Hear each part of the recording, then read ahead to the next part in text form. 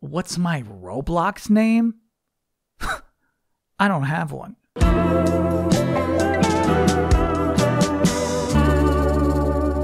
Tokyo Game Show 2023 kicked off this week, and once again, Xbox put on a whole stage show to celebrate. Now, yeah, it is just a pared down version of the same set from their summer showcase. They just removed some things.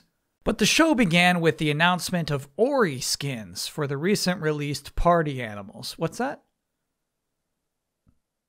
Aren't I ignoring something? What would I be ignoring? Oh, those FTC leaks? All those Xbox leaks? Really? Is that news? I mean, yeah, we could talk about that. Let's talk about both. We'll talk about both. Let me just say right now, before we get into it, the theme of this week's episode is Xbox the product and Xbox the brand. Okay. All right, so here's what happened. The FTC is responsible for publishing the evidence in its somehow still ongoing case against Microsoft. Microsoft uploaded the files, mostly redacted, but in one single file, in one PDF, there was somehow everything unredacted. Now, all of us, we've all attached something to something that we shouldn't have. It's happened. But this was one major blunder. And from these leaked files, we learned a lot of things we wouldn't normally get to know about, like how much Microsoft is willing to pay to get games on Game Pass day one, the extremely specific timeline for developing their next generation console. I don't know what an email from Phil Spencer looks like. Because here's the thing, is that while I guess these leaks are unprecedented, there's nothing that wild about them, nothing that unexpected about them. Yeah, 2028 seems about right for a new generation of consoles.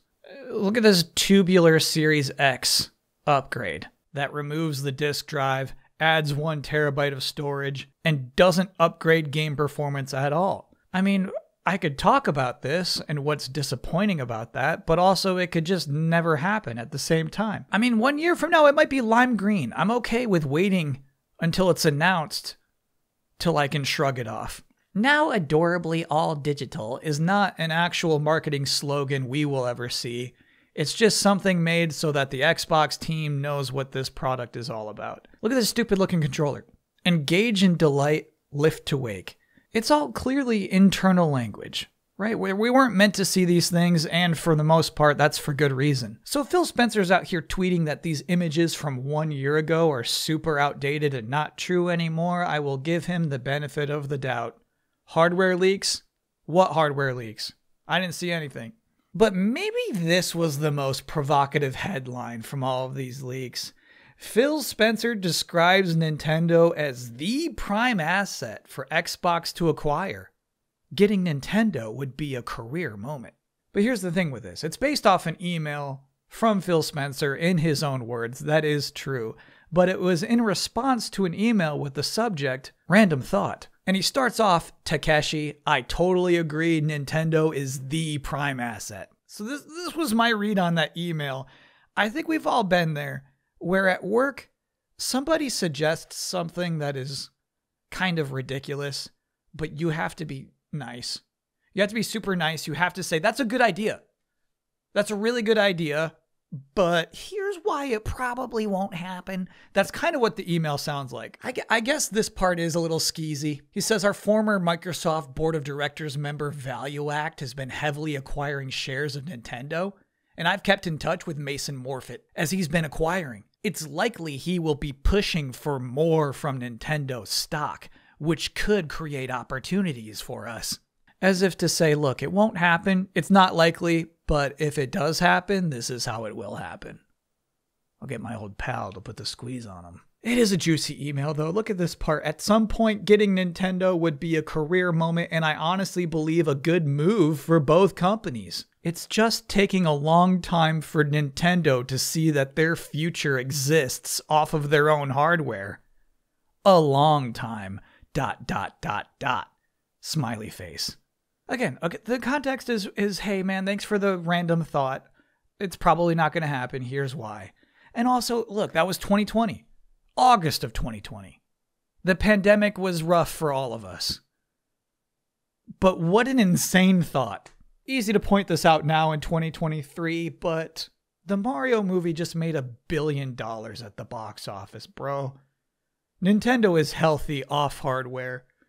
They got Lego sets, they got theme parks. They're doing fine. And yet there's Phil Spencer in 2020 thinking, honestly, gosh, foolish Nintendo. They could really be something if they just let us stream their games to cell phones.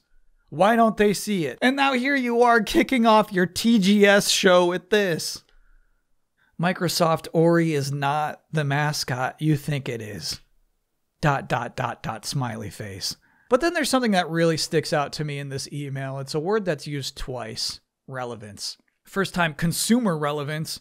But then down here, when you suggest that acquiring ZeniMax or WB Games would help Xbox continue to double down on their gaming relevance. Like, relevance is such a funny thing to chase after. When you're chasing relevance, you say things like this. One of the most important RPGs ever made, Starfield. But finally, we're getting back to today's theme, the difference, the distinction between the product and the brand.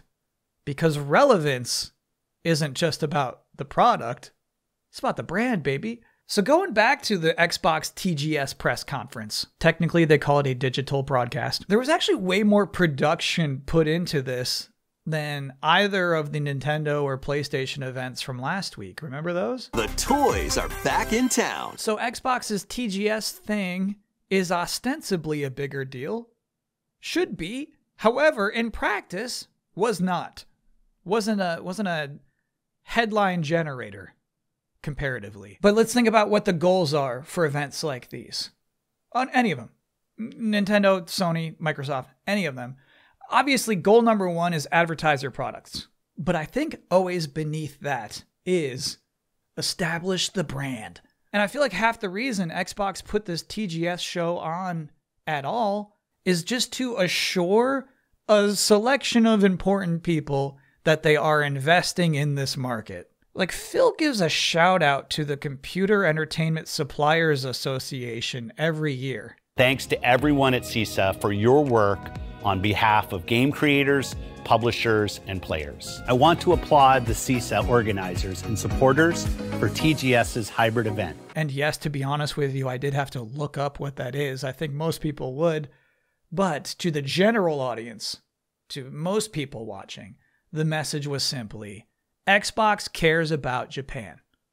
Do you think that Xbox doesn't have enough cool Japanese games like Final Fantasy? Well, Sarah Bond has an announcement for you. Building off our Final Fantasy XIV announced in July, we have a special message for Miyake-san of Square Enix. All that set up, and then he announces that Octopath Traveler 2 will come to Xbox at some point in 2024. Please be patient for more details.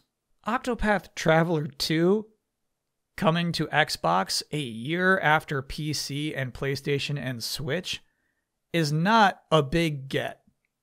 It's not a big deal. However, it strengthens the brand.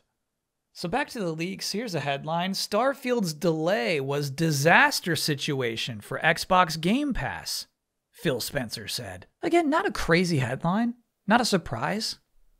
It is always weird to see Phil Spencer talk like people on Reddit do, but this one part I did find particularly interesting. It's another email from Phil Spencer. I feel we are in a huge hole with our games lineup, both for platform marketing differentiation and our Game Pass content. One, yeah, it's apparent even Phil Spencer mistakenly spells out Game Pass as one word sometimes. But two, that phrase, both for platform marketing differentiation and for Game Pass content. Starfield's delay last year wasn't just harmful to Game Pass, it was harmful to the brand. You have to feed both. So the TGS show isn't just games. Sometimes it's this. Japan will always have a special place in my heart for pioneering innovative ways to play, from the Game Boy to PSP to the Switch. Why do you pick those? Why do you single out Game Boy, PSP, and Switch? Like Japan, yeah, I agree. It's done a lot of innovation in the ways that we play games. Arguably more than any other single country. Why are you talking about those three? Well, this is what he says immediately after that. Today's players want flexibility in where and how they play. Phil, he's always got an angle. Let's talk about one last leak. Microsoft may exit gaming business if Game Pass subscribers off console don't increase enough by 2027. Now, the statement that led to that headline, I do feel, is half truthful. Here's the context. In court, Phil Spencer was shown this chart. And he looks at that and he says, actually, that's not even good enough.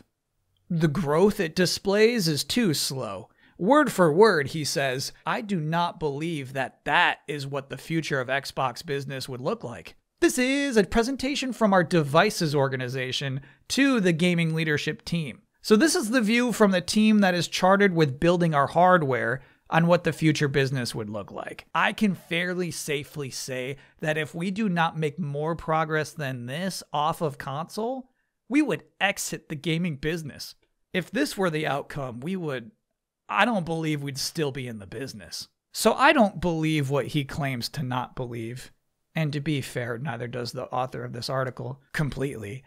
Because at the time, he was trying to make an argument for why Microsoft needs to buy Activision Blizzard to even survive in this cruel world. But yeah, even if this chart looks bad to Phil Spencer, even this still, once again, stresses the point how important off of console is to Microsoft. And it explains why Phil Spencer is talking like this to his TGS audience. The number of PC Game Pass members in Asia has more than quadrupled. The Japanese PC gaming market, PC gaming here in Japan, Japanese PC players. Now listen to this one insane thing. Since the release of our Japan World Update for Microsoft Flight Simulator, nearly 15 million flights have been flown out of the Japanese airports in the game.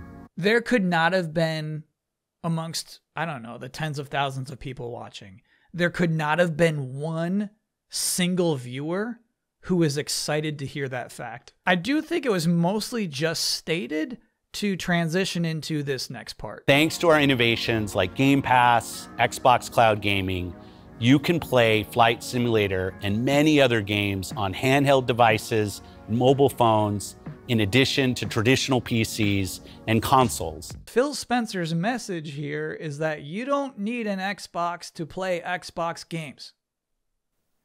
And I just feel like for a long time now, Xbox the brand has been weaker than Xbox the product. And like everything that leaked, and even publicly the way that they present themselves today, is just a result of that imbalance. However, soon, Xbox will own Crash Bandicoot and Call of Duty and every single one of those Overwatch characters. And if you ask me, you can't get much more relevant than that. So, problem solved. And that's delayed input for this week. Thanks for watching.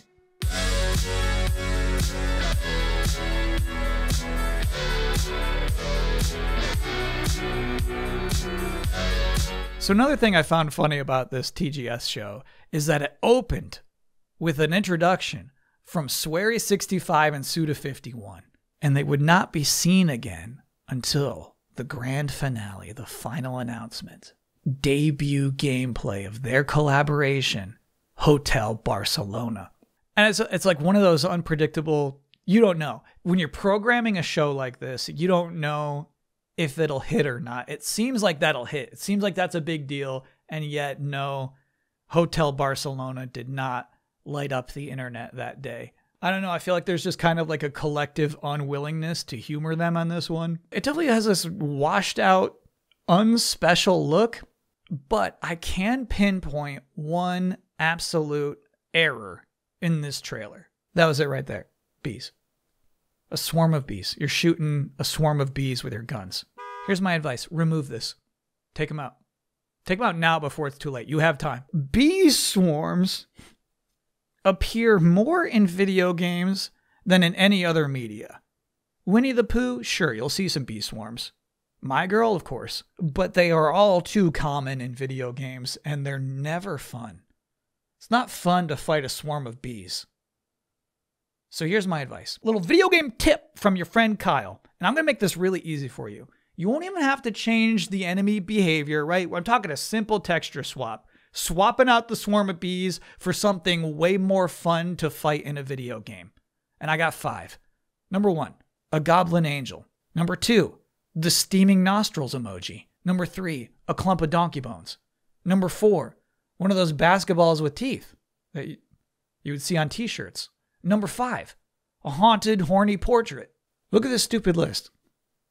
They're all jokes. They're all joke answers, but also, truthfully, more fun than a swarm of bees. Delayed input, too true.